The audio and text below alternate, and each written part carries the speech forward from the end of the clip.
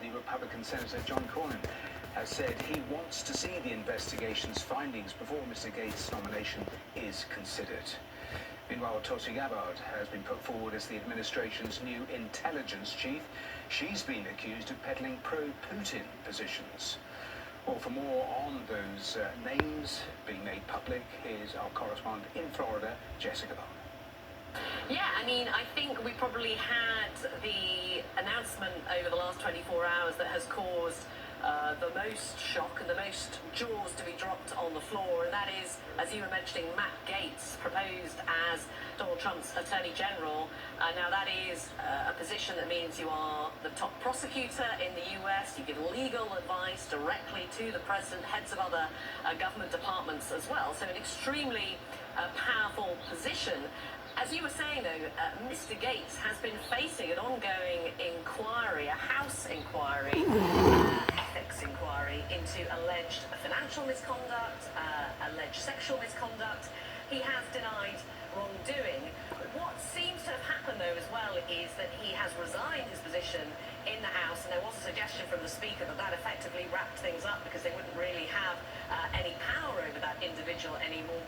But I see reports now in US media floating the idea that somehow that report could still emerge into the public domain. Not really clear if that's going to happen at the moment, but I think certainly Mr. Gates' appointment by Donald Trump looks set to potentially be a bit of a rocky ride, because technically he should have to seek a Senate approval process. Donald Trump has talked about kind of bypassing that process through something known as recess appointments. We don't know if he'll be successful in doing that.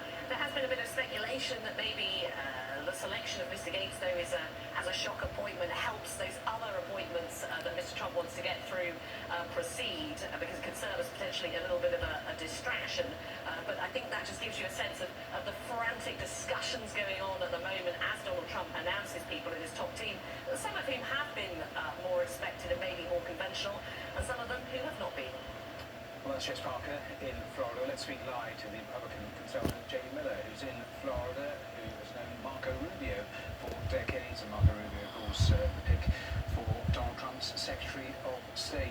Jamie, welcome here to the program. I'll talk about Marco Rubio in a moment, but a lot of attention around Mr. Gates. Let me just read you what the Republican Senator John Cornyn has just told reporters in Washington, that he absolutely wants to review the unreleased congressional ethics report on Matt Gaetz after what we heard from Donald Trump, his pick for Attorney General. Do you think that lawmakers, the public, should see that ethics report before there's any progression in all of this? Well, I think there was some comments here last week in America that these political prosecutions need to end, whether it's Matt Gaetz or Donald Trump. And these political impeachments, Americans had the information and said, you're not guilty, President Trump, and it's important to know that a bunch of stupid people investigation still voted in people that they knew were criminals, because they're criminals themselves, because they're dumb enough to think that, you know, if these people are allowed to do what they want, then all of these right-wing idiots think that,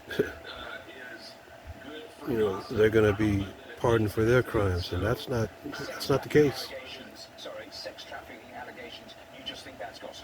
Only rich people will be pardoned for their crimes. The rest of us, or the rest of you, will still go to prison if you continue to live dirty.